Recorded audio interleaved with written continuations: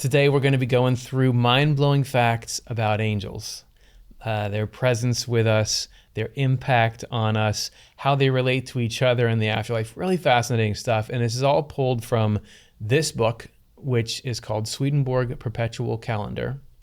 This is available from the not-for-profit Swedenborg Foundation. It's excerpts of Swedenborg's accounts of all things spiritual, super high quality spiritual info. And every day you're like, oh, today's August 13th. There's a quote for you in there. You can keep reading them as you go. So we're going to jump around in this thing and give ourselves a window into the world of the angels. So right away, I wanted to start with, this is from the October 9th.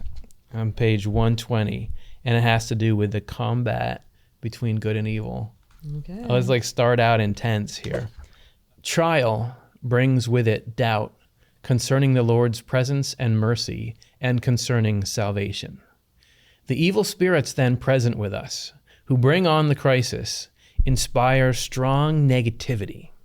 Good spirits and angels, however, on behalf of the Lord, use every method they can to do away with this doubt, keep hope always alive in us, and eventually reinforce a positive outlook.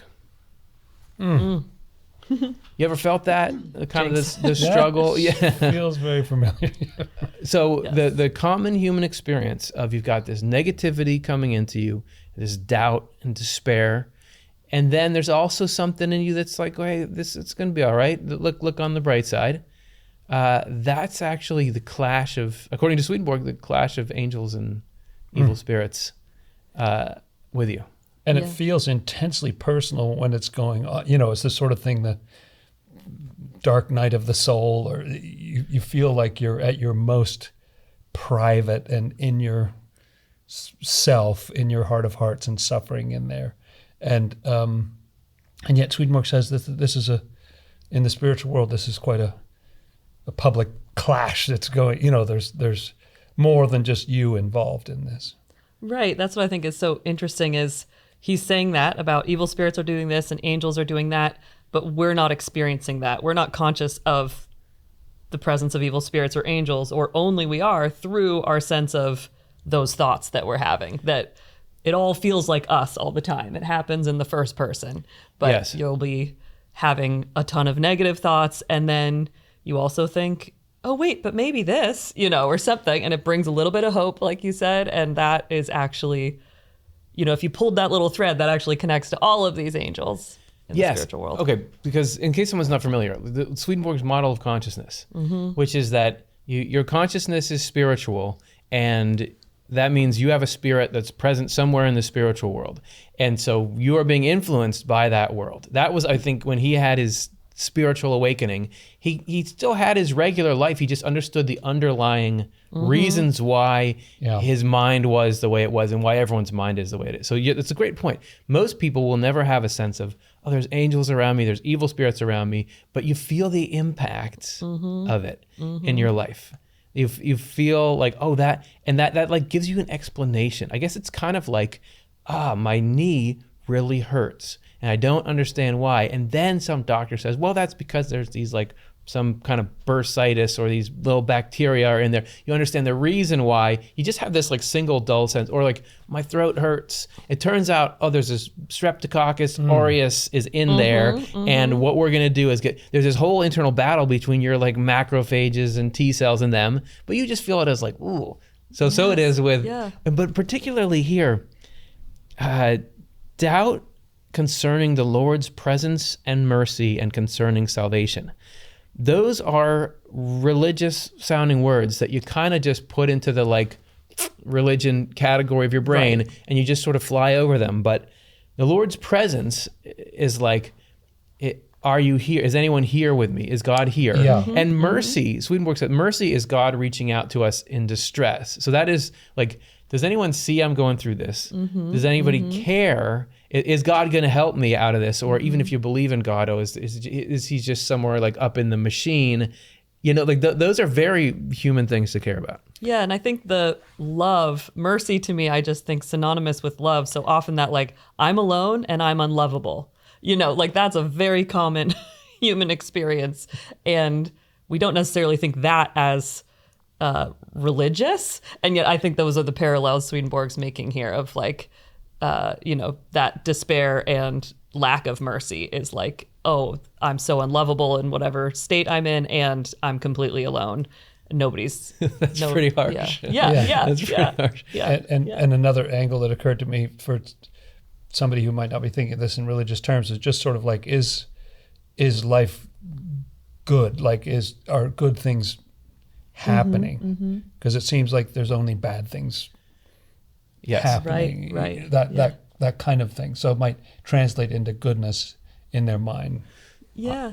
I feel like the reason I want to include this number is I think that what Swedenborg gives you is a fusing of what you would think is religious and non-religious in the mind. And I think that, yes, there's an experience of like right and wrong, and I wanted to push my sister and take the toy back, but I'm not supposed to. There's that, sure. But then, as you're saying, the experience of am I lovable? Am I worthwhile human being? Also the fear of like, how's this thing going to turn out for me? Yeah. Is this bad? Those are these huge categories of experience that you don't quite know. Like, how do you interface with religion on that? How does that interface with the presence or absence of God?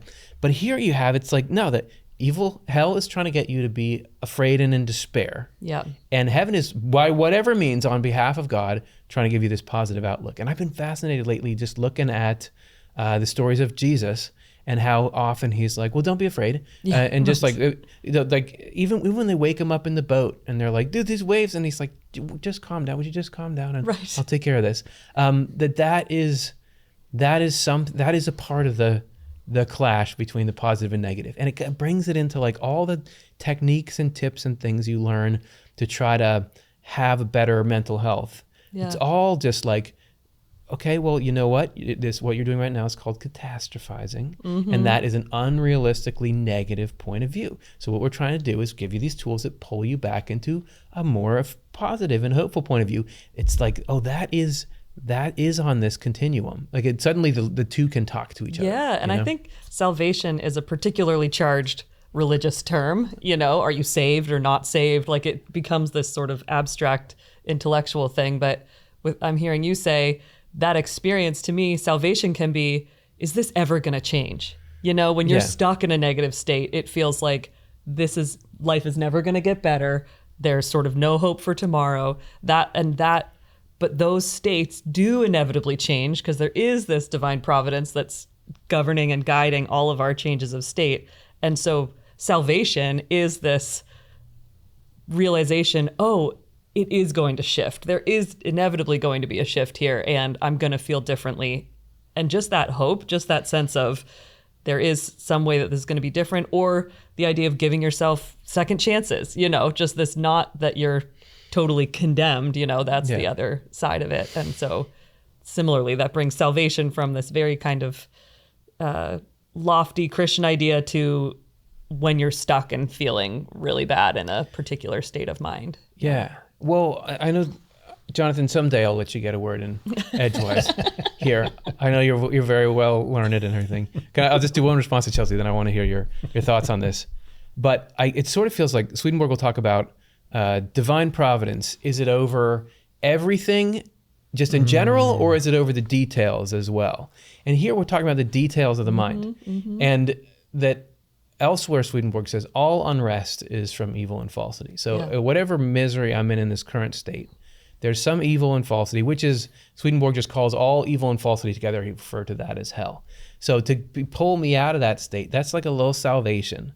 So salvation just means this is the Lord who loves you, saving you from hell, saving you from hell. So there's all these, and even here he talks about, well, there's hell is trying to make you feel despair. And so angels on behalf of the Lord are trying to make it not. They're trying to make you feel hopeful and confirm you in this positive outlook. So the salvation means I'm taking you out of the misery of hell and into the safety and happiness of heaven. And that happens in all these little ways, all these times. I don't know. It just, to me, it's like that's when Swedenborg first came alive to me. I was like, oh, this is got this cool theological side to it, and is telling you about these big truths about God, but it applies to how you're feeling today. and that's not a separate, Yes. Yeah. Yes. Yeah, Absolutely. that's right. That's right. I'm interested in how they don't, to my mind, the positive and the negative messages don't come in at the same second.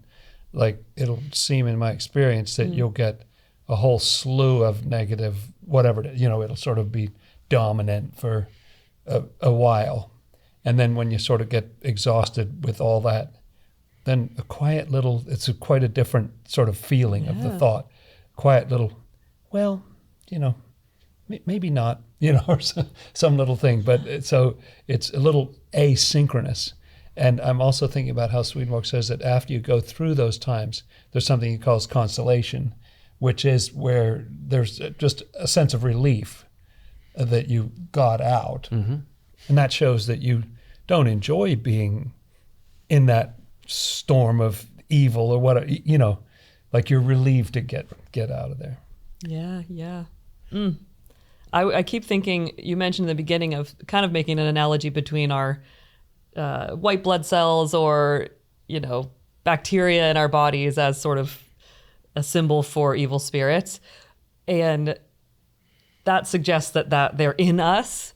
And something Swedenborg says is, I forget how the wording exactly is in this quote, but the way that evil spirits are influencing us, but they're not in us necessarily. Right. There's this influence and spiritual association we have.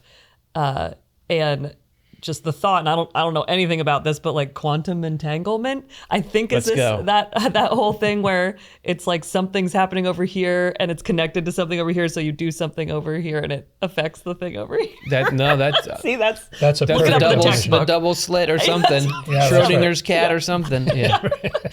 Anyway, if that idea is even helpful, I feel like it kind of helps with the way that there can be something in us that is resonant with this influence of evil spirits without sort of freaking people out that like there's evil spirits crawling around your insides right now all the time. You don't want to do that. And it's funny that you can get that way even about germs.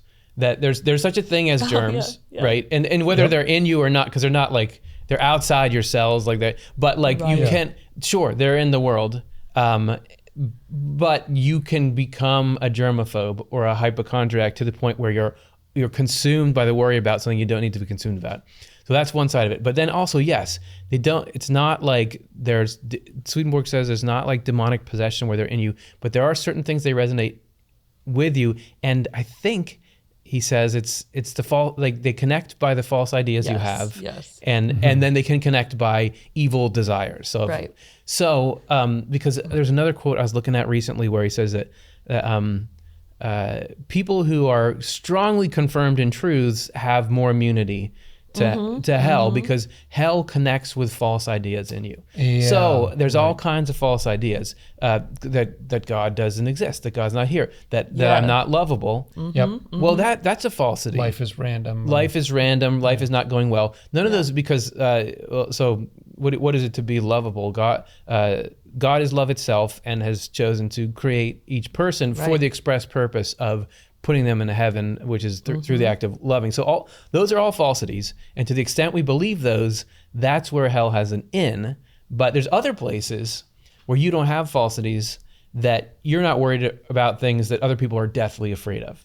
So each person has like different strong points and weak points in their mind. Right. And angels, he says, flow into the ideas that we have in our minds and I think give us the good feelings, right? Like it helps us to build up this storehouse of truth and then obviously our actions in loving ways toward ourselves and others, then that gives more and more of this plane for the influence of angels to have even more impact on the outermost levels of us. So that's a great point. And biblically, there's this image of your mind being like a walled city, and those enemies are at the gate, but they're not allowed in. So they're just sort of shouting through the gate, so you can hear them. Right. They're right there. They're not actually in your city. They're just making noise at the gate. Right. Well, what you're saying about that angels need a plane as well. It's the same thing. Like angels interact with the truths in your mind. Yeah. That's right. why you would bother to we're going to learn some facts about angels. Let me read a quote today. Yeah, because they work in those ideas, and that's how you feel. It's like, oh, I've got all these negative falsities, like these beliefs about what's going to happen or something, that those will come alive when this negative energy pours into them. But then you've got these positive things you try to remember, and those will pop up. Same thing if we're reading the Bible. I'll often just like, okay, well, I'm reading it right now. Who knows what it means? But later, some little phrase from it will pop up that's comforting at the time. Yeah. And it's like, oh, there we go. That is like a container into which angels can operate on behalf of God. Songs seem to be really impactful too. I think angels will just get you to start singing a song that you maybe weren't thinking of, and then you realize, wait, the lyrics are really applicable to my life right now. You know, like it's just like spot on. And yet songs have this like good quality, like they are comforting inherently in themselves. I want to note something. You mentioned the enemies at the gate, and I know there's other quotes we want to read, but in one story, these enemies that come, I guess, to the Israelites or something like that, they specifically talk in their language, not in their own language. They threaten them with in Israelite, Hebrew, in their language. That's right. And it terrifies them. And I just have always found that to be really that's good. A useful hallmark for the influence of evil spirits. It's like, they're going to talk in your language. They know how to hit your buttons. They're going to make you feel really scared about what you already, feel scared about. So they talk in your language. That's good. I like that. Yeah. That's so true. And you think they must know what these thoughts must know what they're talking about because they're pressing my buttons. Exactly. But, right. It's true. I had to do this cybersecurity training. Yes.